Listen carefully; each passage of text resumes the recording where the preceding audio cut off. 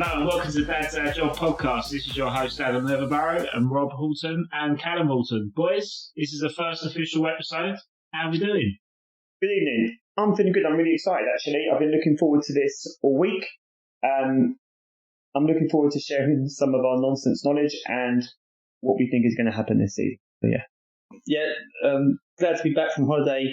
Looking forward to tell you all the good news and my ideas about the season going forward.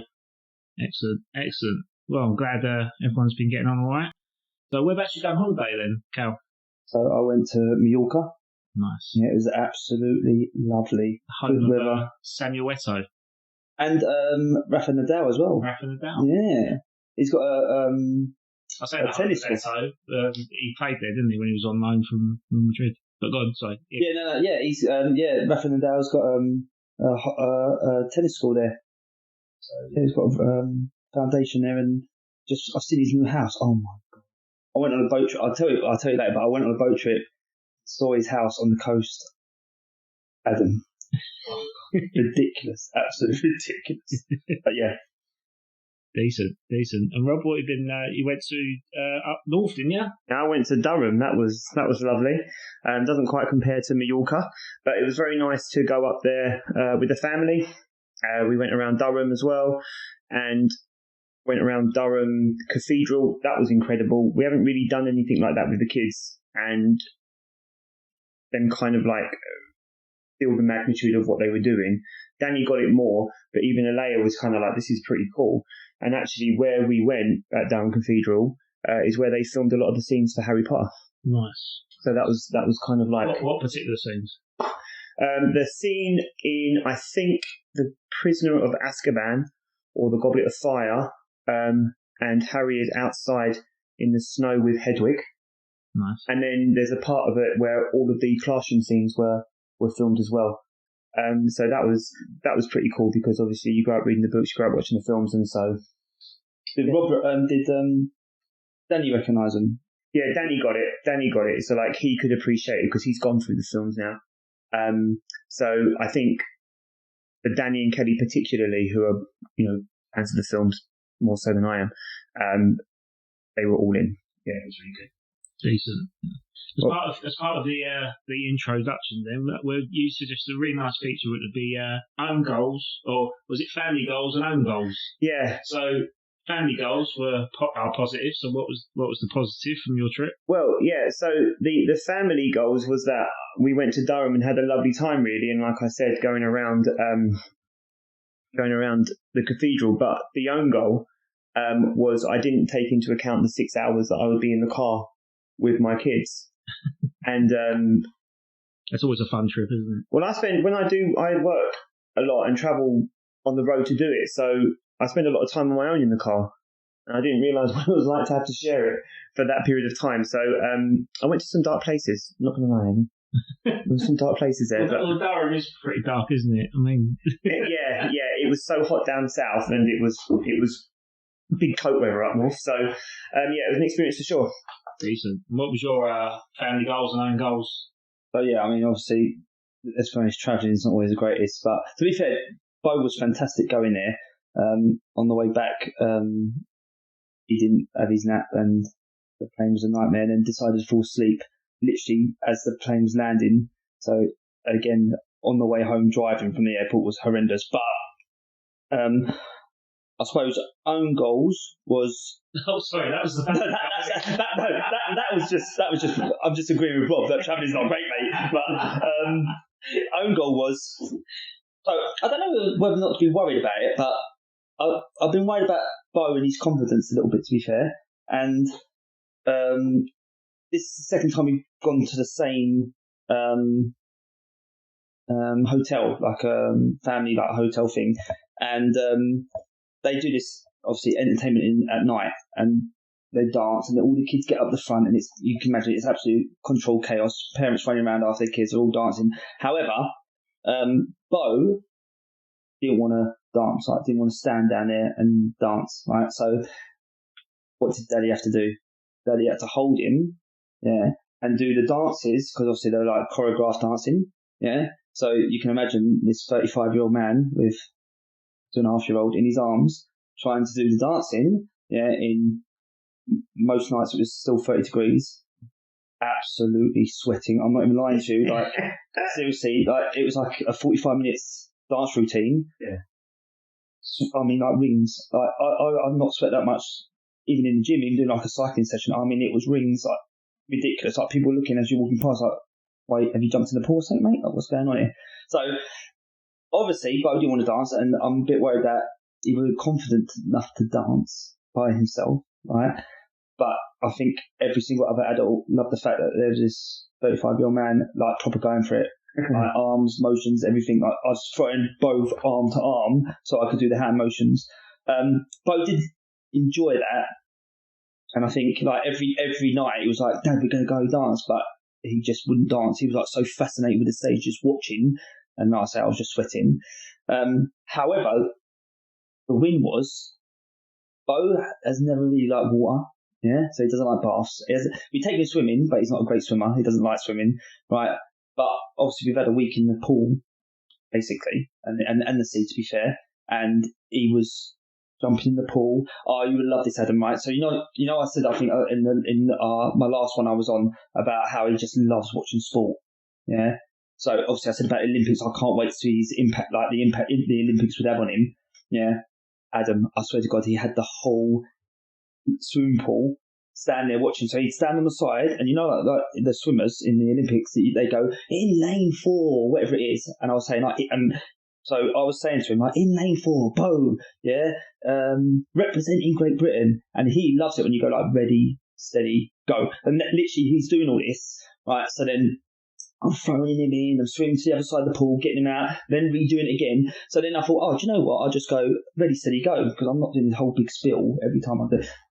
No, Daddy, no. You've got to say Bo Horton from, Great Britain, all this. So that was a win. Like that's like you can see one, he connected with the Olympics, but he absolutely loved it. And also the beach. So like Rob, you came with us last year, didn't you? And he hated the sand. Like he would not even go on the sand. Wouldn't go in the sea, would he? Like we went to the beach, like we had a beach day, and he just sat there and he was building sandcastle. He dug a hole. He was like jumping in and out of the hole. And you just think, like in one aspect, his confidence weren't great, not like dancing, but actually on the other hand, I can see where his confidence is. So like, yeah, it was really nice. Like you could see that he got the most out, especially like the beach and the water, and that's obviously what you're going on the day for him for. And and he did enjoy the dancing part, not dancing, and obviously Dad looking like a donut. But yeah, fantastic. Yeah, I would say that's what my goals and own goals were. Decent. Adam, And me? any anecdotes for us? Well, yeah. I mean, in terms of family goals, weekend just gone. Obviously, I've started this new job. Working for a developer, and they've started to have this family fun day, like a massive group fun day. And they said, yeah, bring your wife, bring your kids. Brilliant. So, okay. So that event was up in Liverpool Street, the Honourable Artillery barracks. Like there's like a Royal Artillery sort of base there, and there's like a cricket green in the middle, and then you've got like this function hall there. So inside it was like a kids' playroom. It was like ball pits, coconut shies, tin can alley, hooker duck, everything, arts and crafts, everything. And outside it was like Aperol spritz, champagne. Yeah. So Connie was loving it. So you just left Connie with your wife? Oh yeah, you say that, but I think she was, because now she's getting into like a little whirlwind. She's running around everywhere. She's not very obedient, like nowhere all the time. Very independent little girl, and so like literally there was everything there for her. She had a unicorn face paint. She made a crown for her granddad because it was her granddad's birthday that day, so we went there afterwards. She had different candy floss flavours. She was running around like a lunatic. Kids are like with sugar. Yeah. But the one thing I have to point out was she had an ice cream. And we was asking, we said, what flavours are there? They go, no, there's no flavours. So, well, that's a bit weird. Why wouldn't you have an ice cream with no flavours? But no, it's one flavour, but it's all the flavours. It's ever-changing ice cream. I'm like, nah, get out of it. This ain't right. So Connie's having it, and she's licking it. And she goes, Daddy don't want it anymore. Because I'm like, well, you've had a couple of bites. You must have liked it. She goes, no, Daddy don't, Mum, Connie don't like it. It's okay. So I took it off. I've had a bit, and I thought, it's pineapple and coconut. That's all right. Had a big beer. Went to taste it again. Blueberry. I went, what? So I taste it again. Peach. I'm like, this is a bit weird. I said to Kerry, I went, Kerry, have a taste of this. And she went, yeah, it's pineapple, right? I went, no, it's peach. And she went, no, it's pineapple. I went, it's different. So I said to the woman, I went, what's going on with this ice cream? Like, why is it changing? And apparently it's just like vanilla ice cream, but there's like little flavour pods in the ice cream, like sprinkles. So as you're biting the sprinkles, it's different flavours that you're taking up with it. So That's crazy. I was looking, I was like, oh, I thought, how many beers have I had for this to keep changing? And amazingly, science, you know, it was like Heston Blumenthal ice cream. You know, you don't know what you're getting. Probably snail porridge afterwards or something. This guy loves his ice cream, mate, so he's hooked already. He wants to buy it. I honestly, I have it like 5 or 6 like pots of like Ben and Jerry's in a day. Like, oh yeah, with the weather, like, it wouldn't surprise me. I absolutely love ice cream. Saying that, Bo was having. I'm questionable if this is like good parenting, but he was literally having like, because obviously, you know, like ice cream, you just help themselves, don't you? He was having like 4 or 5 ice creams a day. I'm like, and literally, we was having breakfast. We was having breakfast, and he was going, "Daddy, ice cream." I'm like, I mean, I was having them. Don't get me wrong, but like, you know, like you're 2.5, and he was like, and then throughout the day. But he's definitely his father's son in that sense. I was probably like, yeah, go on, boy, have another ice cream. And my own goal was the same day on Saturday. So obviously, leading up to the event, I'm meeting new people, new clients, new investors, such as like celebrities, ex-footballers, and stuff like that. And I thought, well, I've got to make an impression. So the week before, I went and bought a shirt from Marks and Spencer's, nice heritage shirt. Marks and Spencer's dad is typical dad clothing, isn't it? Yeah. Someone like me, who hasn't got a body like a Greek god. If it is a Greek god, it'll be Vargas. Speak to yourself, mate. old gym boy over here. Old Zeus. You've got Dukey and Susie over here. Yeah, so I've gone and bought this shirt, and I thought, that's quite nice. It was like white and claret stripe, like vertical stripes. It looked quite nice. So then I've gone travelling down there. And I could hear a ruffling sort of sound. I thought, what the hell's that? Bought a cape. Bought a cape, yeah.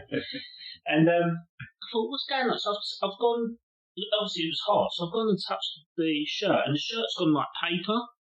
So it went really hard. So obviously where I've been sweating, and then the sweat's dried in the shirt has just gone solid. So I'm like, oh, I ain't even arrived there. So I'm there and I'm really conscious about this shirt. And I was walking around. The week here was like just ruffling paper, and like going for like a paper bag or something.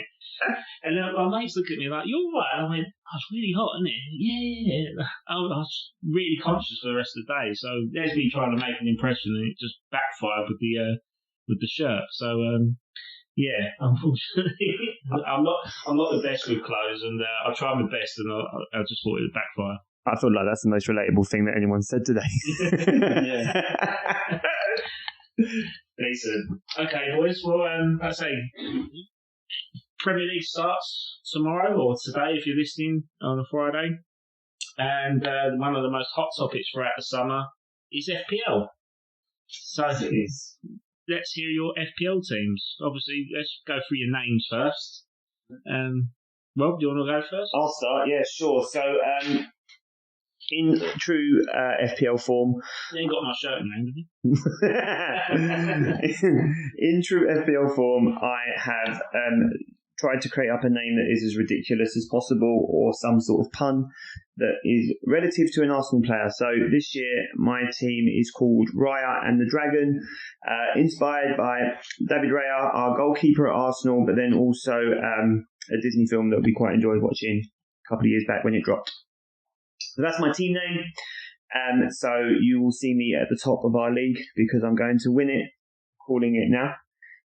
But my team, I've gone pretty simple. I've gone predictable, and the reason why I've gone predictable is because I think if it all goes pear-shaped, then because I've got the premiums, I can pretty much move to any other asset that I want if I want them. So with that being said, I have gone for... This will probably be my starting 11. I won't bother you too much about my subs. But I have Solanke, Haaland and Isak. Then I have Eze, Gordon, Salah, Emil Smith-Rowe, Munoz, Kwanzaa, Porro and Henderson. And with that, it pretty much gives me a starting 11 for the first 3 game weeks. There might be some changes. I might use Harwood from my subs bench occasionally. But other than that, I've pretty much got a starting 11 that will give me the transfers I need. And then if I need to make some big changes, I've got money in the bank to do so if I wanted to take out Salah or Haaland because they're premiums. And so I think that will give me a strong start to the season. I wanted to have Isak and I wanted to have Solanke next to Haaland, so I'm really happy about that. I'm pretty much 100% on my midfield and I don't think I'll be changing my defence. So I think that's what I'll be doing. And Callum, can you pronounce your team name for me? It's Bo Sakalekta. Sorry, I didn't get that one. Bo Sakalekta. So, obviously, explain the name. So Bo is obviously my boy's name. Saka, because it's to do with Arsenal. Obviously, he's a fantastic player, and obviously Star boy, yeah. And then obviously Bo Selector back in the day. So it's Bo Sakalekta. Very nice. So I'm expecting your team to be bang tied. Well, I don't know about that. I don't. If I'll be honest with you, I don't normally play this. Like, this is probably the second time ever I've ever gone through and selected a team. And I think the last time I did this, I gave up after like 4 weeks doing it. The thing is, though, once you do it, and then you do the second season, that's it. You're hooked for life. I remember recommending this to my old boss, and he was like, "Oh, I don't ever play fantasy football." He's probably listening right now, and he said, "I don't ever play fantasy football." And I'm like, "Just do it, because obviously you're going to get your mates involved, and it's a bit of banter and stuff like that." That was 6 years ago, and he's constantly on fantasy football every single time, and he's got more football knowledge about it now. And fortunately, he's an Arsenal fan, so good guy. Yeah, he's got good taste. Yeah. Go on, sorry. Yeah, so I got Raya at the back. I got Mikalenko from Everton. What's his name? Sorry, Mikalenko. Okay, yeah. Oh yeah. I know. You mean the Ukrainian? That's right. Yeah. Good player. Yeah, Pedro from Tottenham. Hall from Newcastle. Odegaard. To be fair, I think my midfield and up front pretty good. But yeah, Odegaard, Gibbs White, Smith Rowe, Salah, and then Haaland up front, Calvin Lewin, and Watkins. That's fair. What's your subs? Barco, Winks, and is it Fairs? Yes, Leicester Larry. Yeah. Wow, Fairs, the guy's got curly hair in Belgium. That's right, yeah. Yeah. I've got Matthews in goal, but I haven't changed my goalkeepers. Set them to get in it. Yeah, exactly. Forget. Okay, well, that's Rob's throwing down the gauntlet, and I think Callum's got a pretty good team there as well. My team is called Hammond de Weste, as Rob's looking at me as if I've got the best Spanish accent ever. Like, that's what you should know, because now you've got a Spanish manager, and so have we. West Ham fans. De Weste.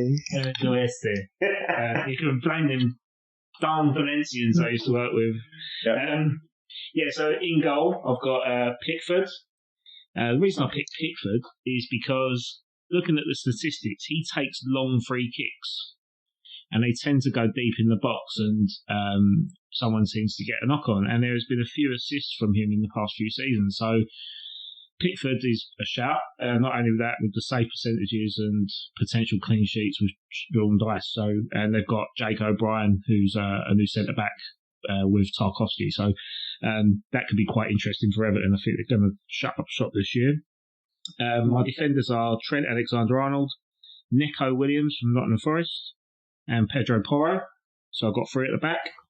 I've gone midfield heavy with a full 5 of Odegaard, Palmer, Bruno Fernandes, Gibbs White, and Phil Foden. And then my front 2 is Ollie Watkins and Nicholas Füllkrug, or Fuller, as West Ham fans are going to call him now. That's what he likes to be called. Have you got a song for him yet? I have, yeah. Is this one you've made up? Is this going around the West Ham lads? This is no, I think this is just one I've made up. But So, do you want to hear it? I think we should have a rendition, yeah, 100%. Well, I think you stand up and do it as well. I'm saying that. Well, it only works if people know what the song is. So if anyone knows the Gibson Brothers Cuba, you know the song? You'll know it when he sings it. Yeah, of course I do, yeah. Yeah? We'll play along. We'll play along. Cuba. Oh, yeah, So, fantastic song. It's a great song, isn't it? Yeah, toe tapper. You set me up that one, didn't you? But this one is for Krug. He loves to play the salsa because salsa's Spanish, right? So he's playing like Cuban, the Julian Cuban. Lopetegui one. You're not Cuban? I speak Spanish. So hopefully he bangs in a few goals and that gets sung. To be fair, I think West Ham. You look like an idiot. I think West Ham is a fantastic topic to discuss at the moment as well, at some point. Yeah. Because I mean, I don't want it to come across as being a West Ham heavy podcast, but we're so in the news at the minute, can't not talk about it. So my subs are Fabianski. The reason I picked Fabianski is because he's a set and forget, but I'd like to change between Pickford and Areola throughout the season. So if I pick Areola for a particular reason and he doesn't make it, then I've got Fabianski as my backup automated substitute, so I haven't really got to worry about that. I've got Manning at Southampton, who's been ever-present left-back for Southampton last season, influential, lots of assists, a couple of goals. Leif Davis at Ipswich, who's their young prospect left-back, again, assist-heavy, takes corners, takes free kicks. And João Pedro, who is a penalty king merchant. So I watched him at Watford a couple of years ago, and I thought, this guy is never going to make it. This guy is overpriced. He's not suited to English football whatsoever. He scored an assist on that day against Bristol City and then bagged the move to Brighton for 30 million quid. So how wrong was I? But he seems to have got a lot of goals for Brighton and key penalty taker. He's still only young as well, isn't he? He's only like 25, is that right? I think he might be younger than that. Yeah. Might be younger than that. I've got a question.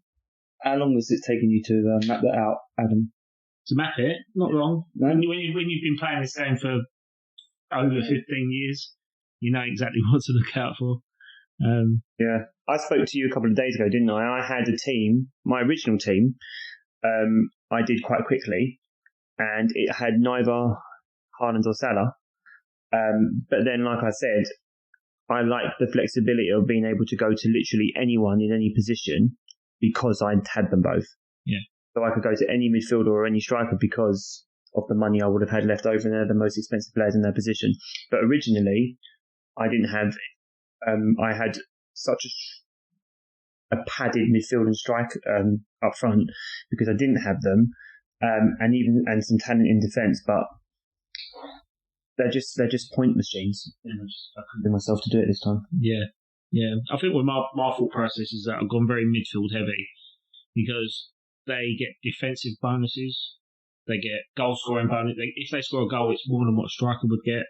A lot of midfielders tend to be set piece players anyway, or they get assists by being deeper in the pitch to put a through ball into a striker. So I thought going midfield heavy was very key on this, and having influential players like Palmer and Foden who were banging in goals left, right and centre and nominated for PFA of the year last year.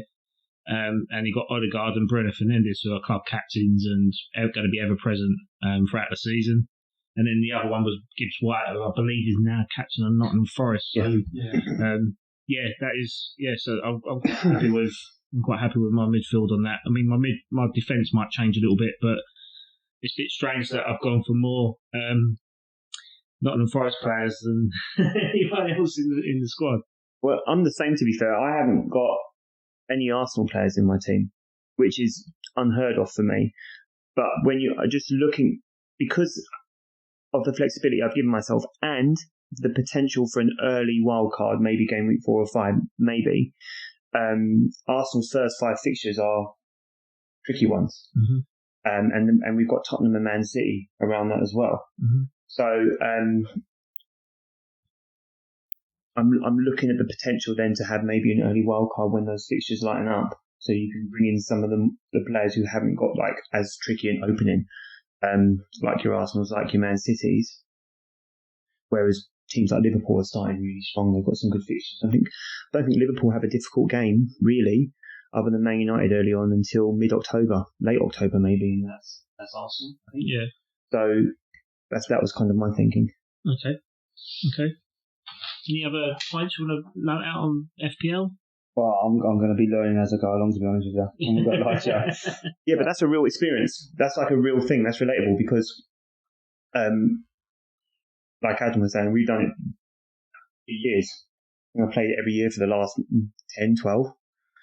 So it would be quite good to see how you fare in like a bit of a maiden season. Yeah, I think. Well, to be fair, I've learned a lot just having a chat. Previous to this, obviously, the podcast, just talking about, planning ahead, looking at fixtures.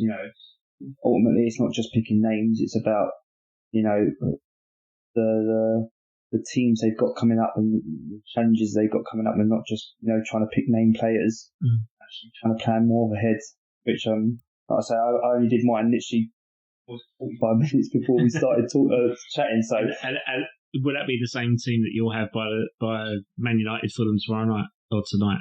To be fair, I will probably stand out because I've done that. That's I've picked this team from what I think, but I think I might be lacking in points by the end of the weekend. Listen, I'm predicting that's going to be the same team in game week 38. I forgot my login already, so... Have you picked your kit? Can you pick a kit? Yeah. I haven't done mine yet. I didn't know you could pick a kit. Oh, yeah, I'll pick your kit. Red and white, That's the most important thing. I didn't know. Arsenal's home kit. I had to get my wife to pick the name, let know the kit. Okay, so we'll wrap up the fantasy football talk on that point. But on the basis of that, you can join our dedicated fantasy football league using the code PXWTLY. And we look forward to playing against you. And don't forget to tweet us and tell us how much better you're doing than Callum. Well, hold on. Can I also say, who do you think is going to be top out of you two then? Me. Before we finish it, you're going strong, right? Yeah, I think I'm going to win. Oh, yeah. Yeah, I beat Adam last year. I've heard about 150 times how he got into the top 100,000. Mate, it was a season of my life. It was a season of my life. Highlight. Mate, honestly, so last year I finished in the top 100,000. I know on its own that's not massively impressive, right? But... Out of 11 million it is. Well, yeah, that is. But I would have finished higher, except I did my wild card and then forgot to press wild card. The biggest rookie mistake I've ever made. And I think because when I'm tinkering, I just be like, I'll put you in, I'll take you out and see how I feel. And so I think I made nearly 72 points worth of deductions and then forgot to press my wild card. And I went from the top of the league to the bottom of the league. And then I spent literally the rest of the season trying to chase the top 100k. Was that in one week? So you messed up. I messed up in 1 week. Went minus because once you've made your first transfer, you can make further transfers every week, but it'll cost you a -4. So I took a -72 when I could have just played my wild card and got all of them for free. That's something else I need to talk to you about. Oh, sorry, chaps. Breaking news. Ooh. Calvin Phillips is having a medical at Ipswich, as is Sammy Smodics. Is that the Blackburn guy? That's it. Yeah. The championship top goal scorer from a midfield position. Calvin Phillips and Sammy Smodics in the middle for Ipswich. Yeah, see if he's with Amari Hutchinson. Yeah, that's right. So the thing is, if he's going to be 4 mil or 4.5, maybe 5, he's worth a potential first place on your bench, isn't he? Maybe goes for full. Let's see what happens when he gets registered in the game. Yeah. Okay, we're on to our next segment, which is a quiz. So the quiz is between. And those who used to watch Soccer AM would always remember the Terry v Terry competition, where it was the brothers John Terry and Paul Terry, seeing how many goals they could score between them. And I think John Terry tended to finish tops on that. And then when Terry and Terry finished, it was Ferdinand v Ferdinand. So you had Anton Ferdinand and Rio Ferdinand scoring goals left, right, and centre throughout the Premier League from a centre back position. And I believe Anton Ferdinand might have beat him one year. They had bets, didn't they? They split a few K on it, yeah. So this one's called HORTON v HORTON. That's right. So with our good friends at the Football Game Co, they have given us some questions, but we'll do one question a week, and definitely recommend this game. If you go on their Instagram account, you'll see how it's played, and it's definitely for the football fan. This is not an advertisement. I'm just trying to get them to do well, because it started off as a Kickstarter, and they're starting to get a bit more attention, which is really good for the guys.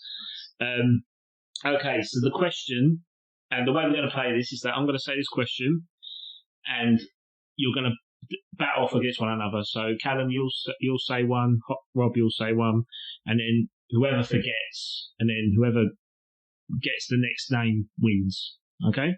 This could be really quick, couldn't it? This could be quick. Story of your life. This could be pretty quick, but I think you might be okay for at least a few trade-offs. Okay. All right. So the question is, name the managers who have won the Premier League. So we'll start this with, how are we going to do this? Right. I'll go first. No, we'll do this fair. So for the purpose of the listeners, I've got a pen lid in my hand, and I'm going to say, Callum, because this is your studio that we're recording in, you get the pick. So what hand is my pen lid in? It's in your right. It's in my right. So Callum goes first. Dang it. I've already won. There's not been that many either, because it's only been like 23. No, it's 11 Premier League winners. That's what I mean, 23 years. Yeah, so 23 years. So we've got to get to... Right, okay. It's an 11. Right, so Callum, you go first. So Alex Ferguson. We won half of them. Monsieur Wenger. Sorry, who's that? Arsene Wenger. Arsene Wenger, okay. Pep. Jose.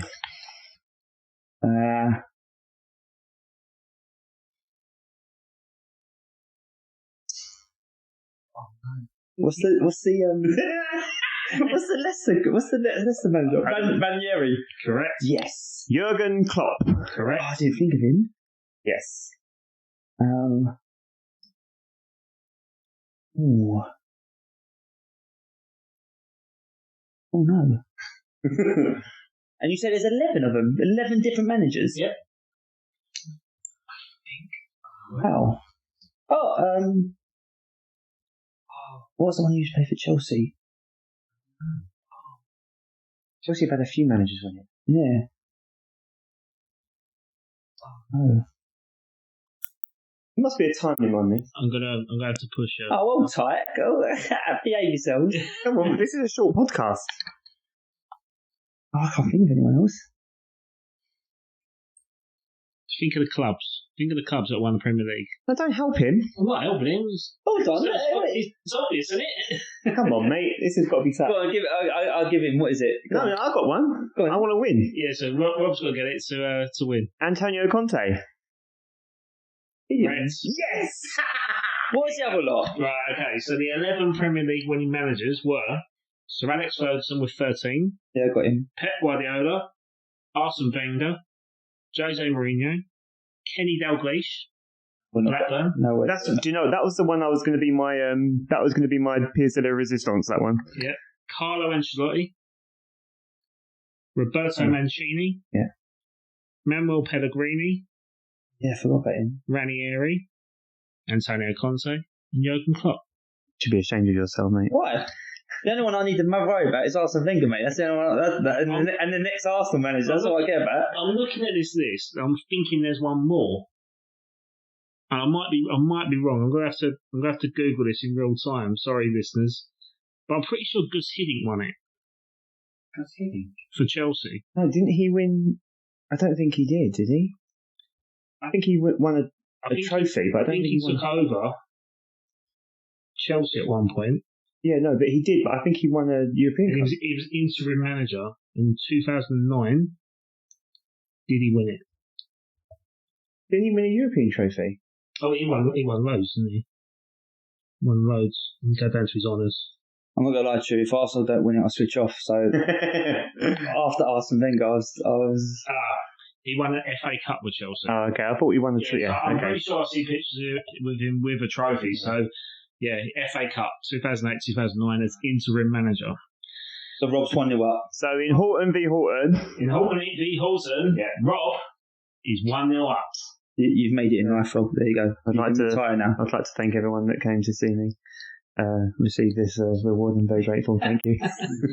There's always a modest winner and a modest loser in this podcast. I'm not here to make friends. Okay, so the next topic of discussion, obviously with the eve of the Premier League starting, we'd like to get our predictions in. Yes. So there's a list of predictions that Callum has put down. So let's start. In what order would you like to do your prediction in terms of league winners or domestic? Yeah, let's do winners. Yeah, let's go around. We talk about who thinks going to win it. Yeah, and then we have a little discussion around that, and then obviously we'll move on. Or do you want to do who is your top 6 and then decide who your winner is? Do you want to do it that way? You're the gaffer, mate. What do you want to do? I'm not the gaffer. Oh, I made the decision because I lost the last game. Let's do. I'm going to win it something. Let's do what Adam just said and do top 6, and then we do who's going to win it. All right, okay, that's fine. Just don't shout at me like Vincent Company. No, just don't do that. Mate, I saw that video. That was crazy. That is ridiculous. Imagine him doing that at Bayern Munich. Harry Kane would say, "I've had you in my pocket for the past 10 seasons." Yeah. Is this? Are you talking about the documentary? It's like he was at Birmingham and he got filmed, and it was on. Yeah, I think this is in the documentary. Recently, wasn't it? I want to watch this. Basically, there was someone on, I think it was on TalkSport this morning or yesterday, and they're talking about this documentary, and apparently he does not stop swearing, and I think there is a rant that they talk about.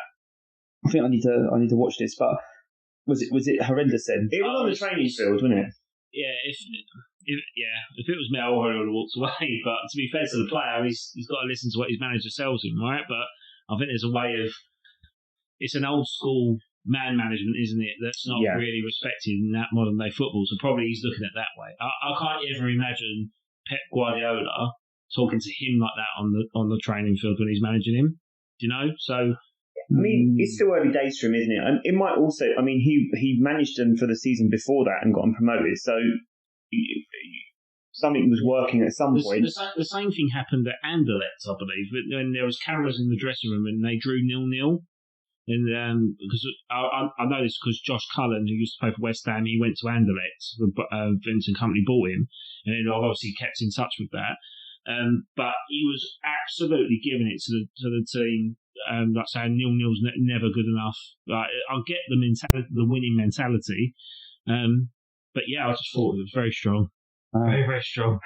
I mean, he might be managing the way he captained because he was quite an assertive captain as well. I mean, but you know, he did get promoted with a certain coaching style, so yeah, it'd be interesting. Well, it's going to be one to watch, isn't it? To see how they get on in the Championship. So. Yeah, I think we're plugging this very, very well. Yeah, I think it'll be interesting to see how he does at Bayern Munich as well. To be fair, yeah, well, he can speak German because he plays for Hamburg, doesn't he? So, not saying that. No, but communicate. I mean, I'm quite interested in Company actually, so it'd be interesting to see. Yeah. What else he gets up to. But yeah, Cal, do you want to start with your top 6? So,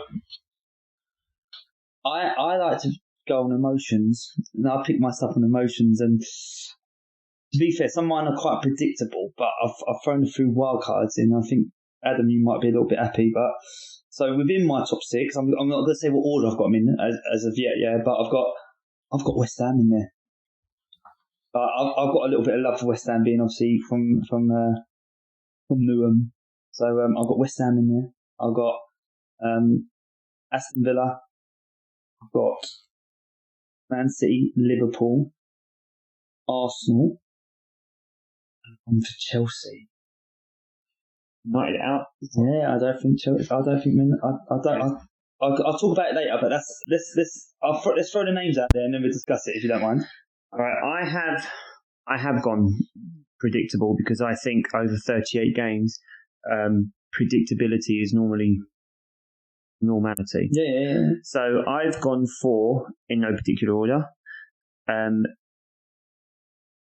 Liverpool, City, Arsenal, United, Spurs, and Newcastle. Ooh. That's mine. I can explain my reasoning, but Let Adam say first, and then No, discuss. I've got to say reasoning. I'm still trying to figure mine out, to be honest. Okay, right. Well, all right. I'll start, and then you can pull me out on yours because we've got some different ones. Cool. So, I think Arsenal, City are givens. I say that think they deserve confidently. it as well. City are probably favourites anyway. But Arsenal, City are givens. I think Liverpool will do better under Slot than people think. I do think that they just going by X anyway. There's a lot of people upset that they haven't been able to get Zubimendi in, and they haven't really had a six for 2 or 3 seasons now. So I know that they're upset about that, but I just think there's enough quality in that team to finish in the top 6, in the top 3. United, I think, have had a pretty decent window actually, and I think that they will be better this year. I think they have to be. I think Spurs. I think signing Solanke was really important. I don't think Spurs have been ambitious enough, but I do think signing Solanke is a good start because he's an improvement on Richarlison. Would you take him at Arsenal? Solanke? Yeah. No, I think there's British or English strikers that would be better than him. But he wouldn't have been I don't think he was in my top 3. Would you have taken Solanke if he was £65 million? I think that's quite expensive. Okay. Would you have taken Solanke if he was £40 million? Yes, but then I also think there's different expectations of what you're getting. So, like, for the most part, if you're buying a 40 million striker, I think there's less gamble on it. Mm-hmm. But then it also kind of sends a signal as to how important his role might be when we're talking about strikers. Mm-hmm. You know, and I'm not saying that Arsenal need to spend 100 million on someone, but I think if we could have got Solanke for 40, or let's just say for argument's sake, by comparison, Watkins for 65, if someone was holding both hands out to me and saying which one you want, I'm still taking Watkins for 65 over Solanke for 40. I just think that Watkins is better and he suits Arsenal's style of play better. But that's just me. But I do think they will finish in the top 6, and I think my other one, I think I said 5. My last one is Newcastle. Okay. Interesting. So do you want to hear mine? And I think a lot of people won't like this, but obviously everyone thinks Man City's probably going to win the league. However, I've not gone for them. And I haven't gone for Arsenal either. It breaks my heart, but I have not gone for Arsenal. Please tell me you've gone West Ham. No, I haven't. No. I've actually gone Liverpool. And I'll tell you why. But let's be honest, Man City are expected to win, yeah? So I've gone for Liverpool because even though I think Man City's going to win it, I think Arsenal have been very close to the last 2 years. And I don't know if you can have a third year pushing someone that far. So I think we will have a drop off. I think we'll finish top 4. So I've got obviously Man City first, but I think to throw one in the air, I've gone Liverpool, Man City, then Arsenal, and then Chelsea. I think Man United got big problems. I think Man United are where we were, where Arsenal was, before Arteta. I think they've got big problems. I think they're still going through it, and they're still trying to work themselves out with big time Charlies in the changing room. What, Man United? Yeah, I think they've still got a few to get rid of, and I think they're still a couple years off competing. And I also don't know if they've got the right manager either. Mm-hmm. And that's why I haven't gone for Man United in my top 6. but I've gone for Liverpool because from what I've heard, and I don't know much about the bloke, the idea is that he will carry on from Klopp. They weren't too far off it last year anyway. Let's be honest, they did push it to last month probably of the season. Let's be honest, Man City were going to win it.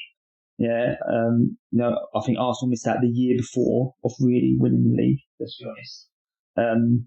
But I think Arsenal will drop off this year. But then I think with some of my other predictions going on, that will make more sense why I've dropped Arsenal into third.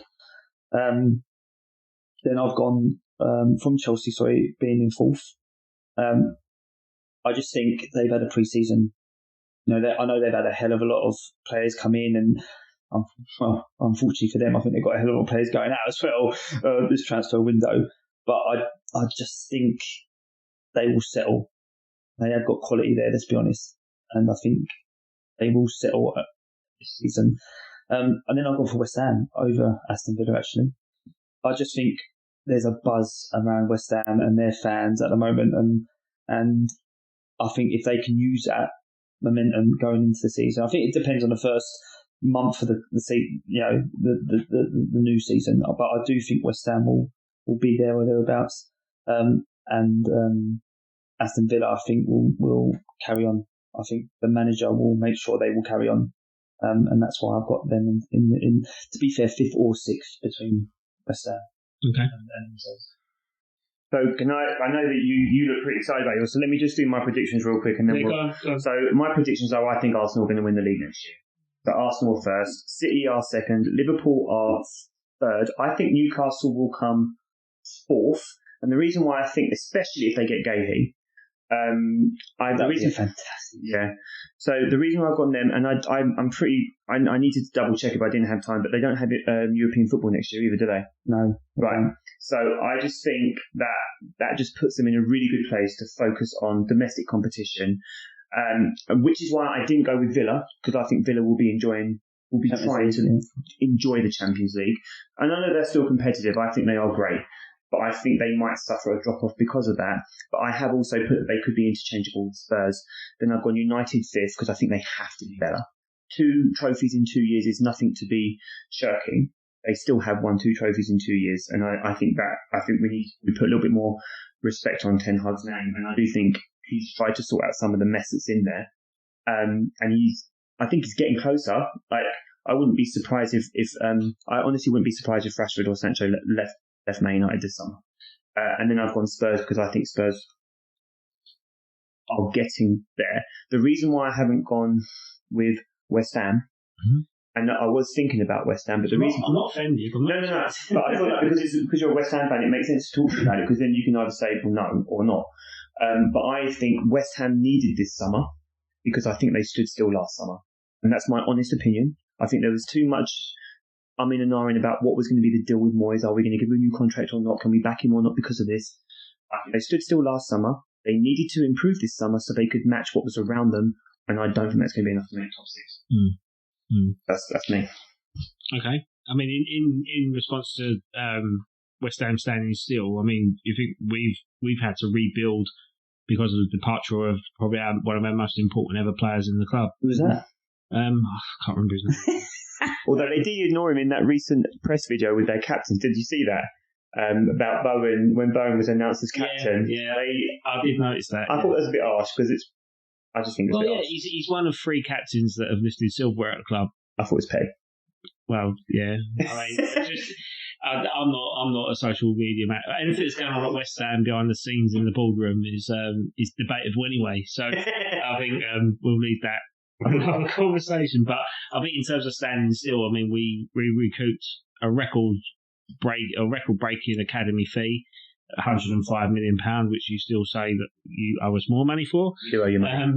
And I think with the people that we bought Kudus, we bought Alvarez, we bought Mavropanos. I'm sure there's a few others in there that I've missed. We bought Flynn Downs, who's now left to go. No, he was the season before. Sorry. There's a number of players there that we bought, and they've been really good acquisitions for. When you think of where we was last season, we were still in and around the top 6 up until the last couple of months, and we completely flatlined. And that was just down to the club just wanting to change, more the fan base, if anything, because the style of football was just not tolerable anymore. So yeah, in terms of standing still, I think, I think if we never won the European Cup, I think he would have gone. I think he would have sacked, but because he won it, how can you sack someone that's just gave you a trophy the first time in my lifetime? It's the third tier trophy, but still a significant trophy in my lifetime. So how could you get rid of him? And I think he deserved that season. So it was always hard to build a squad from someone that's going to be departing anyway. But yeah, so we'll touch on transfers after I say my predictions. But my top six, in no particular order at the minute, is I'll do it in order. I'll do it from sixth upwards. Chelsea sixth, Liverpool fifth, West Ham fourth, Man City third, Arsenal second, and my hot take for Premier League winners, Man United. Wow. I've gone Man United because he's building something there. He's filtered out a lot of the rubbish, a lot of the players that are very. He's a lot of shaking heads here in a minute, but I think you think the players he's just bought this summer. The Ajax thing. Well, a successful Ajax team. No, I'm not mugging it off. I'm not mugging it off. Narrowly. Well, I think they lost to Spurs, didn't they? In Champions League with that team. Yeah. You think they got Højlund up front, who I think is a fantastic striker, and he's just going to grow and grow. They've got Garnacho, Kobe Mainoo. Fantastic! What a talent he was. Especially he's fantastic. He is fantastic. They've got a captain now that's just signed a new deal in Fernandes. Terrell Malacia was a bit hit and miss, but now they've got Mazraoui in as their right back, who was at Ajax at the time, but he was from Bayern Munich. They've just signed De Ligt. And I look at that team, I'm like, it's a strong squad. And they're going to be playing for a manager that they're well recognised with. Joshua Zirkzee they've just bought. Frankie de Jong incoming. Frankie de Jong when he gets fit. So, I'm like, I can't ignore Man United. They're such a big club, and now they're under new ownership or part ownership with Jim Ratcliffe, who's spending the money as well. I think there's a lot to think about. I think they can't go. I can't ignore them as I've seen lots of predictions, and I thought I've got to be something different, and I'm going to say Man United are going to win the league. It's a hot take. That's got more negative response than West Ham getting Champions League spot. I know. I think it's a hot take. I'm not bitter because of the Arsenal thing, but I think it's a hot take because I just don't think that. I mean, my prediction might change at Christmas. At Christmas at the end of the transfer window, because unless Arsenal sign that striker that you've been craving for, then I would put you as champions. But I just can't. I can't. We've been craving for that striker since Van Persie left. Yeah. Put some respect on Havertz's name. I mean, if you went out and bought some like Vlahovic from Juventus, like you put in a solid bid for him, I thought, you know what, they mean business now. But I can't see where your striker. We were talking about it the other day, weren't we? And I can't see where your striker solution is going to be. So are we? So I know we talked about top six, but are we going to talk about the domestic cups and European cups as well? Yeah. We'll touch on relegation, and then we'll touch on the cups and stuff. Okay. Because I mean, I think mine will make more sense once we talk about the cup situations. Yeah. I think. Okay. Yeah. Do you want me to start with relegation? I just want to add a special mention to my predictions. And again, this is another hot take, and a club that's, again, for what they've done last season under the manager that they had. No, I'm not going to say Paris. Because I think they've lost their Elise, who was the major part of their sort of development. I'm going to go Bournemouth 7th. They were great, weren't they? They were great, and they spent the dough last year. They got backing from Hollywood now with Michael B. Jordan, and American ownership as well. And they've just signed Arujo from Barcelona, and they've just had a bid accepted of £41 million for Porto striker Ethan Nilsson as a replacement to Solanke. Now, those sort of signings have gone well off the radar, and they've got a young, fantastic squad like Max Aarons, Kirkes. They've got who's the American kid that used to play for Leeds. They've got him in the middle of the park now. Lewis Cook is still there. Yeah, and they've got. I'm trying to think who their goalkeeper is now. They've got a really good. I was just think, I'm not defending myself here, but I'm not forgetting the players, the names of the players. But I think they could be a team that would be everyone's sort of sweetheart. You know, like when Brighton was when they were playing fantastic football. I think they could be that team that could break into the top 7. To be fair, I agree with you. I like watching Bournemouth. Yeah, and Ariola as manager, who was fantastic in La Liga for Vallecano. I think you're right. And last season, I thought they played some really good football. Really good football. Has anyone got them as relegation people? I have not got Bournemouth for relegation. Yeah. If Bournemouth finished 7th, like you say, then according to my prediction, Chelsea are finishing 8th next year. Yeah. Where have you got Aston Villa? Did you have Aston Villa? Aston Villa were just behind them in 8th because I think they'll do really well in Champions League. Yeah, and I think they'll get to the latter part of the competition, which will fall in the new year. But then I think it'll be too much, and then they'll be chasing ground. They'll kind of be pretty average in the Premier League up until the point they get knocked out of Champions League, and that's when they'll kick on again and start picking up the points towards the end of the season. Yeah, I 100% agree. I've got them down because of the gaffer and his history with European football. Obviously, I know not so much in Champions League football. But in the Europa League, I think they will get to the quarterfinal, Aston Villa. Yeah. But I still think they will get top 6. Yeah. In regards to that's a massive achievement. Oh mate, yeah, and I think they deserve it. Do you know what? Yeah, I know it didn't work out for him at Arsenal, and arguably probably wasn't given the time. He did get us to the final of the Europa League. But fans didn't fancy him, and I think AFTV. Yeah, and I think he got the push because of that. But I do think he has got something, and he's got that crowd going, and he's got that whole football ground in a completely different mindset. So I do think they will get quarterfinal next year. They're a massive club. Yeah, they are. And that's hard for me to say as a West Ham fan, but like. Aston Villa have been on that biggest stage and won it. Yeah.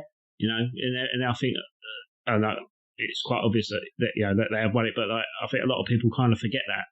I know they've been in the Championship for a couple of seasons, and they had developed players like Grealish, but they're a massive club. They're huge. Yeah. Huge. I went there for a semi-final in the FA Cup when West Ham beat Middlesbrough 1-0, and that stadium is it's just architecturally just beautiful. The way that it's actually been produced and built, and the detailing of it, it's a proper football stadium. It's a proper football club. It's just a shame they're playing claret blue. Relegation. Yeah. So I've gone for Southampton. Yeah. I've gone for Nottingham Forest. Yeah. And I think people might be surprised by this, but I've gone for Fulham. No, I don't think Fulham will go down. With Emerson thrown? No, I don't think they. I think Fulham will go down. And do you know why? And do you know what else? I also think if we're talking about first sacking as well, I think Marcus Silva will get the first. I think if he's the first gaffer It's a sacked. good shout. I don't It's a think great so. shout though. So I can't knock it. I think Fulham will be okay. And just going by FPL scores, with Melo between the sticks, I think they will be okay. I honestly don't see them going down. I've gone for the 3 that are coming up are going down: Ipswich, Leicester and Southampton. But I've also put an asterisk on that because I think 4 teams are going down this year, because I think Man City will be being relegated as well. Those 115 charges are coming in. Allegedly, obviously. And I think they will be the team that will be relegated. Oh, interesting. My 3, Southampton and Forest, as you said. But I've gone for another West London club, and that's Brentford. I don't think they performed particularly well last season. I think, again, like finished 16th, 17th, I think, narrowly missing it.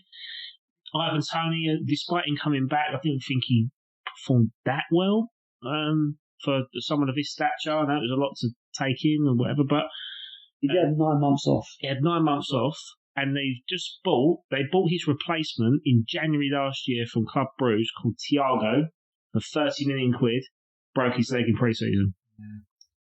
So, and they just bought Fabio Carvalho from Liverpool as well, who's, I think, is a great talent, but he's championship level, sadly. And I think the money ball sort of phase in football, I think it's going to die out, and I think they will be the first team to suffer it. I know they're a good club, very, very, very, very nice club, very nice fans. Well run. But I just think it's just going to be one season too much for them. And Tony's on in the last year of his contract, so they kind of have to accept something that's reasonably around. When you're relying on loaning Neil Maupay from Everton to get your goals, I think that's from last season. I think that's a concern, personally. I know he's a great shit house, isn't he? And they're looking to sell Wissa as well to Wolves, apparently. So again, that's another outlet. I think that their star player who might be able to keep them in the fight would be Brian Mbeumo. I think he's a fantastic player. One of the DNW trio of Watkins, Benrahma, and Mbeumo. And I'm surprised that they kept him for this long. So I wouldn't be surprised if he goes towards the end of the week. Also, the youngest of the 3, I think, isn't he? Yeah, I think he's still only 23. I think he's the youngest of the 3 of them as well. International. Yeah. I think he's a great player. Do you think Wolves could go down? I don't think Wolves will go down, no. I think they've got too many stars there. They've got the Mateus Cunha. They've got Mateus Cunha. They've got a few other players there. I think those would be okay. From Max Kilman, so they're reinvesting. Their defence is pretty good. They've got a player there called Totti, who plays in centre half. And what a player! What a player he is. First sacking for me. I'm going to go out there because if my predictions are wrong, I'm going to say Lopetegui because you can't spend 144 million euros at the moment. You've actually gone for your own manager? I've gone for my manager, yeah. I'll back him. That's sacrilege. I'm covering the costs here. Mate, listen. You're blowing bubbles, mate. How much money you put on that? No, but I'm just looking at it. I'm hoping he doesn't get sacked. I'm hoping we do get fourth. But part of me thinks it's West Ham. It's going to go belly up still. I'll be as optimistic as possible. But I've got to put it down because if no one else says it, he gets forgotten about. But if he doesn't perform in the first 11 to 12 games... Is that all you're giving him? I think, you've got to give him 3 months. He's only on 2.5-2-year deal anyway, with an optional third if he gets Europe. So the pressure's on him. So I'm putting the pressure on him. You don't perform, he's sacked, J-Lo. Sorry. Yeah. I'll change my name to West Ham in English. You're going to have to, by the sounds of it. I think that should be the name of your team next year, just West Ham in English. West Ham in English. I have not gone for West Ham's manager. I think you are being far too pessimistic. I don't see him. It's just an insurance prediction. That's all. That's all it is. I don't know who's going to stay. I don't really like these things. To be honest, I'm not a fan of predicting sackings, but I am going to say one, and I'm going to go for Nuno. Nottingham Forest. Oh, right, yeah. I can see that. They've got a trigger-happy owner, haven't they? Yeah, they've got a trigger-happy owner. I don't think Nuno's football is particularly exciting. That's not as much of a slide as it sounds. But I think he's a pragmatic manager, and I think he stabilised the club. But I also think that he's got very creative players that I could see him losing the locker room. Okay. And he's got people like Callum Hudson-Odoi, he's got Elanga, he's got Gibbs White. They're quite exciting players. I wouldn't be too sad to see Gibbs White at Arsenal, if I'm being completely honest. Mm-hmm. I like him. Not striker, is he? No, he's not a striker, but he could play left centre midfield maybe. If that seems to be the position we're constantly talking about. But I think Nuno could potentially be the first. However, I have also said if they don't start well, Howe. If Newcastle do not start well, I think Howe will be the one. And then I think he'll end up as England manager. I'm winding you up. We don't talk about that. But I do think if Newcastle don't start well, then Howe will be the one that goes. Because I think the Amanda they've left, and they've had the share. That group has gone now, and they were the people that were kind of like backing and protecting, maybe, especially when they were bad at times last season. So I think I do think Newcastle will finish in the top 4, but if they don't start well, I think he'll be the one that makes way. Good shout. Good shout. All valid point opinions, guys, apart from mine.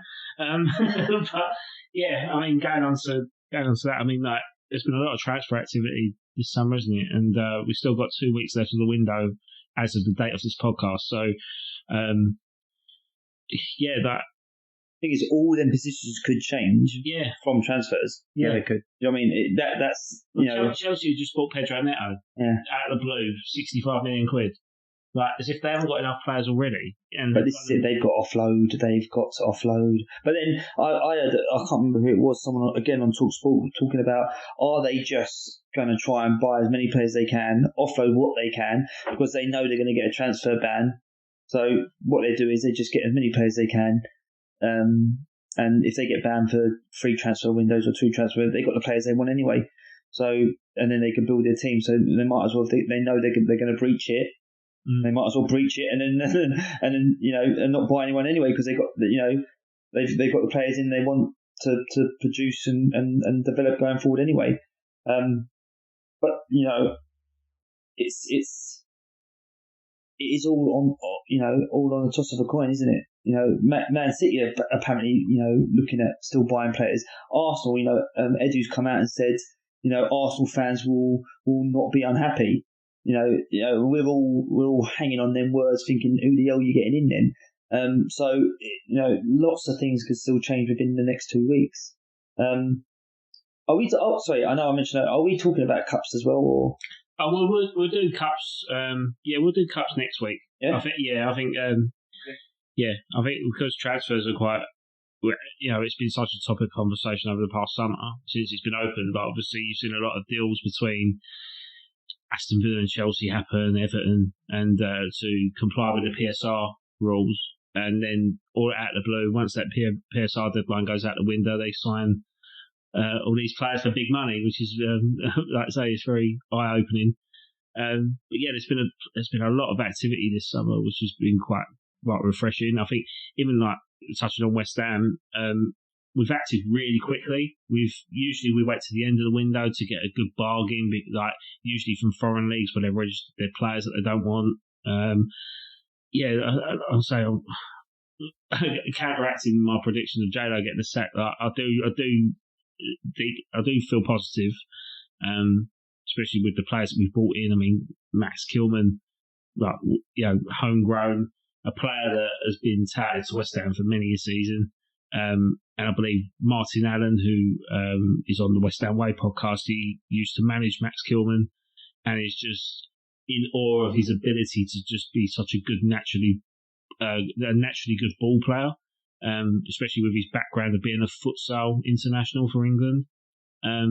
So having a centre back that is a ball player has gave me a lot of comfort, especially with mistakes happening last year, which cost us games, and being knocked out of the cup to Bristol City.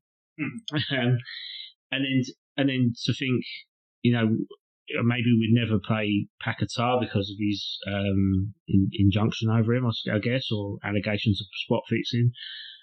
And now he's been told he can play.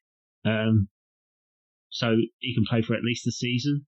So we have to, to have that team's built with him and Kudus. I think West Ham had such a great window, and I'm more excited about Nicholas Fulker coming, because I think we've lacked a striker of his ability, intensity, and just being known for being a number 9, staying in the box, not drifting out wide like what a lot of our strikers have done in the past or been told to do.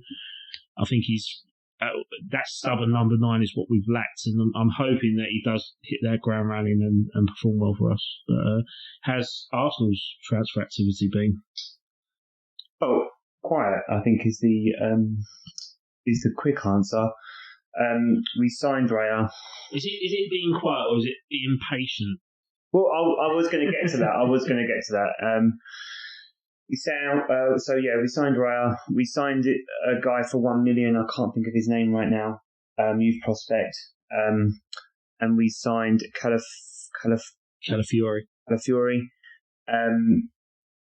And I'm quite happy with those transfers. I think, especially if you look at social media, there's a lot of I've blocked so many accounts this week because I'm just not interested in this negativity of we're not being ambitious enough, we're not moving.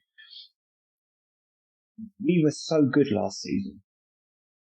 We've made Raya permanent, as we should have done. You were good the season before. Exactly. And then you improved on that following transfer window, and you got even better. And then there's still that area of improvement, isn't it? There isn't. Spending all that money, you got Havertz and Rice.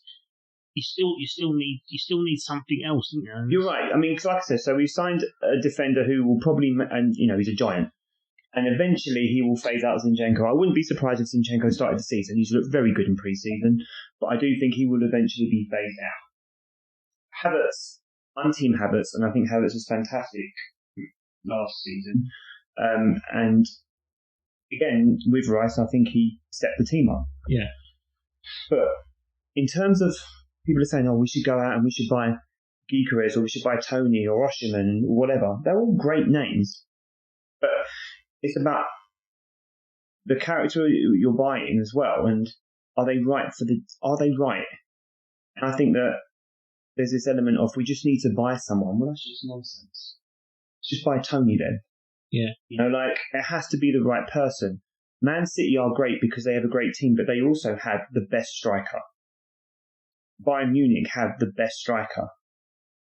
What's the point in not buying someone unless they are going to be the absolute best for your team? Yeah. I just don't see the rush. I know that people say, it's 2 days to start the season. Why are they sitting on their hands?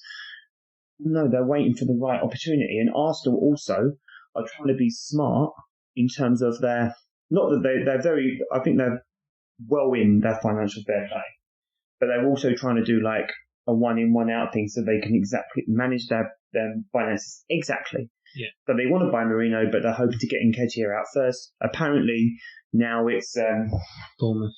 No, not Bournemouth. It's Palace and Forest. Could be looking at Eddie now. Whether or not that's true or not, I just got a text message from my dad. ITK Horton. But that's it. He is in the know Horton. He saved on my name as Fabrizio Romano. Ex-Arsenal employee. His name is Fabrizio. He's saved on my phone as Father Romano, actually, after Fabrizio. I think Marino will sign. I think he'll be a left centre midfield option. I wouldn't be surprised if he wasn't expected to play every game. I would be surprised. I still think Arteta will go with Partey, Rice and Odegaard. I think he's looking for a backup winger and potentially, if it's the right time, a 9. And if the right 9 isn't there, I just don't think he'll waste the money. Yeah. I think one of the most important things to highlight is the new financial fair play rules, or the PSR rules, is that the rules come into effect this season, and you can spend on players' wages and transfer fees up to 85% of your revenue. 85%. So your revenue last year, according to Deloitte, is something like 350 million quid. Or even more than that. And you can spend over 250 million pounds. What's stopping Arsenal doing that? But I think it comes down to character and who's right. And I think Arteta is very big on the person as well as the player, which is why apparently we sounded out Osherman, and apparently Arteta was like, don't fancy his character. In the same way, apparently we've spoken to Tony, and Arteta wasn't keen on his character. It's all hearsay, obviously, but that's just what I've seen. And if that's where he is, can't really fault many of his transfers. Not for me anyway. Yeah. I raised my eyebrows when we bought in Rail. Well, that shut me up. Mm.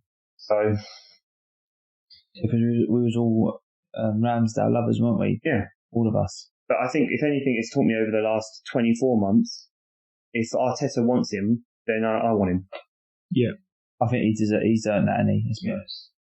Yeah, so your 2023 revenue, according to Deloitte, is 463 million, and you can spend up to 85% of that. So it makes me wonder why. But who you getting in? Who you getting in, Adam? Well, as a striker, Yeah, who you getting I'm in? an Arsenal manager. No. I mean, we could all say that. We could. I could say having the West End what you want. I'm not Mikel Arteta. No, but but we can all say that. None of us, our managers, are all sitting there. But That's the thing. It's like what striker is available. Like if you had £150 million to spend on a striker to solve all your goal scoring problems, who's available for that? But you're probably going to need 250 million to do that, because let's be honest, we're all going after Highland. If you're going to have anyone, that's who you want. And Man City ain't not going to sell him. Would you? It will probably be double that because of his wages and his agent's fee. Easy. So that all comes in part of the ruling, doesn't it? Me and Adam spoke about this the other day. Would you have Kane? 100%. That's exactly. He asked me the same question. I went, yes, yes. It's like Man United going, would you take Van Persie to win you the league? Yeah, 100%. And that's what you went and done. I would have Kane tomorrow. You know what? When I saw that quote, Yeah, but typically you'd sign him and you still want him in it. that'd be no. To be fair, Ultimate fuckery from Tottenham. when we've signed Spurs players in the past, they've become club legends and and Invincibles. Can I just throw that out there? Invincibles, that's true. So I think I would have Harry Kane. I do worry. I would worry about his fitness, but then I also don't hate Havertz or Jesus. So yeah, I think you just got to put. You got to take a leaf out of Alex Ferguson's book and go. I'm just going to buy one of the best strikers in the Premier League from a club that's outside top four. I'd just go and get Ollie Watkins. I said that. I'd say to Aston Villa that it's 100 million for Ollie Watkins, take it or leave it, and they'll probably take it. I don't think it would take 100 either. Yeah. And I think Arsenal's just got to have that bullying sort of attitude that they're not known for, and I think that's how you win titles, because you've got to dominate the transfer market, especially as a massive, like huge club like you are. Like I'm not being sarcastic in that. I'm being honest. Like you're massive. Like you've got to put your foot down and you've got to put a stamp on it, like what you did with us with Rice. You know, you just went and go, well, okay, we're buying Rice. We'll bid 80, we'll bid 90, we'll bid 100, 105. But we're going to buy him, whatever it costs, and you end up doing it. And what a difference he's made, yeah. What a difference! Like you went and bought Ollie Watkins, it's like, mate, you just give it a massive buzz, yeah. I would also take Watkins in the Premier League. He was my first. Yeah, he was the first that I thought we could actually buy him. We couldn't buy Haaland, but we could buy Watkins. Then that money would allow Aston Villa to buy João Felix. So they've been after. So it is a snowball effect, isn't it? Like one big transfer like that will just encourage so many different transfers, and maybe Aston Villa might even get Jack Grealish back. Do you know what though? I think we spoke about this the other day as well. I wouldn't be surprised if Jack Grealish did leave Man City this window, and I would have him at Arsenal. You know, the club I can see him going to the most, and it's the same applies to Rashford as well. Spurs. No. Because I just think it's just that character. I think he's too good. I'm sorry. Grealish and Rashford at Spurs. No, I can actually see. I could see Grealish going to Spurs. 100%. It's that sort of sign. I could see Rashford coming to Arsenal. I could see Rashford over to Arsenal. I'd rather Watkins, but I could see Rashford coming to Arsenal. It's funny you said that, because the three I said to Adam the other day was I'd go Watkins, Rashford, Solanke, and then Tony. I think they were the four that I said to you. Well, they're the obvious ones, aren't they? Yeah. They're the ones that have been in and around the goal scoring charts, and Spurs again have put their mentality down to put the other league on notice by just snapping him up, snapping Solanke up. But going back to West Ham in terms of the expenditure that what we've had, part of me still feels something's going to happen towards the end of the window and it's just going to completely deflate the entire transfer window. Like a Bowen going. No, after he's been announced captain, that would be great. I can see Kudus going. And see. I can see Kudus going for big money, because I think, knowing the West Ham owners, they've spent all this money, like, right, okay, and I can see him going Arsenal. I really like as that number 10, and then you put Havertz up. Havertz? It's mixed. Really? So I don't see it. I can see it, and I think marketing-wise, because he's Ghanaian, and I'm not saying the demographic of it, but I think you've got such a big following in the African continent. I think you get your money back on it. It just makes sense. But I think when Edu said be patient, and I think what with us two clubs having a relationship over Rice last year, and I think you might. It's just the scepticism in me saying.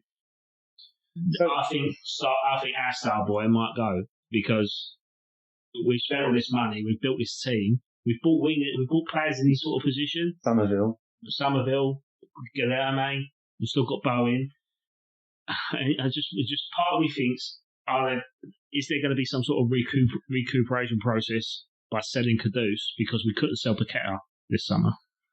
I like what you're saying. I do like it. No, I do like it. I hate it, but it's just the fear in me. I just hope the next 2 weeks go as quickly as they possibly could, just so we keep all these players and then we get top 4. I think Man City is more likely in the Premier League. Well, now Oscar Bobb's broke his leg as well. Yeah, I know, and obviously Alvarez. I don't see where you're playing Kudus in this Arsenal team, though. He's not better than Saka, is he? So, and I'm saying that with chest. Well, Saka's not better than Bowen, is it? So that's not going to happen. So. I don't know where we're going, because we're not trying to buy Bowen, apparently, by your logic. That was Cal. Cal said it. Oh, right, okay. But I said just go in. I didn't say come to Arsenal. I just said just leave him. He might go to Fulham and keep them up. I don't know where he'd play. I just don't know where he'd play, because Kudus is a great player. And you wouldn't want to play every week. He's not a 10, though, is he? I think he's a number 10. And I think that's where he'll play this year. I think with West Ham's front three. Are you playing, if he was at Arsenal, are you playing this sort of like interchangeable 9 with Havertz in pre-season? Sorry to interrupt. Interesting in pre-season, although we've only won one game, he's been playing in a front 2 when we've been playing 3-5-2. So I thought, that's a bit weird that Kudus is playing in a sort of striker role and then dropping back. So maybe that could be. I hope it doesn't happen. For the record, I hope it never happens, that we never sell another key player to Arsenal again. But the fear in me makes me doubt whether West Ham will be as honest and genuine as they are with their transfer activity, by recouping by selling one of our star assets again. I don't think Arsenal are going to give you another 100 million this summer either. I just don't see it. And I think that's what most West Ham fans will be saying. It's got to be 100 million. It's got to be 100 million. And I know it's hypothetical, but I just don't see Arsenal giving West Ham another 100 million. Not this summer. Fair enough. Maybe Man City though. Maybe Man City. But if Kudus wants to play in League 2, he's welcome to. That's the other thing. That is the other thing, isn't it? I just think there's going to be a lot of players who are potentially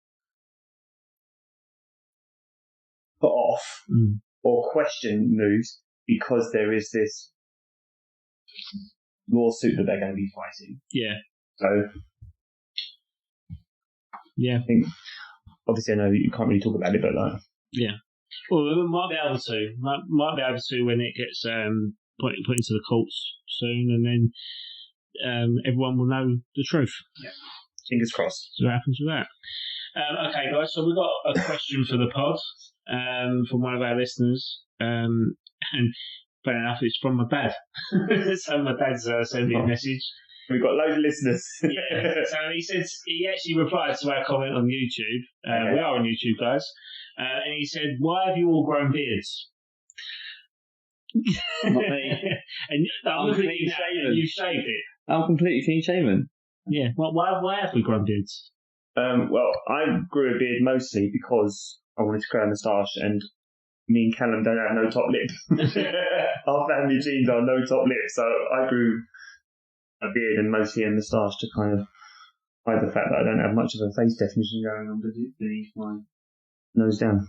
Yeah. And before you shaved, why did you grow your beard? Do you know why? Well, I get a real bad shaving rash. So it's easy just not to shave. But now I found a razor that doesn't give me shaving rash, so I'm shaving. What's the razor? Any recommendations to the dads out there that want to have a... It's is it bronze or whatever it's called? Bronze. Sounds expensive. Yeah, I've got it in the south. Don't worry about that. I think it's like wet and shave. No, I did. No, it's before I went away. I started using it and it's fantastic. So I actually quite like being clean shaven. It takes about 10 years off your age, doesn't it? No, but Kelly's 4 years older than me, so she likes me to look a little bit older. As we say.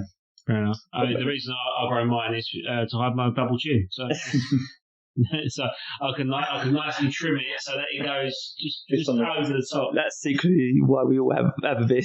Yeah.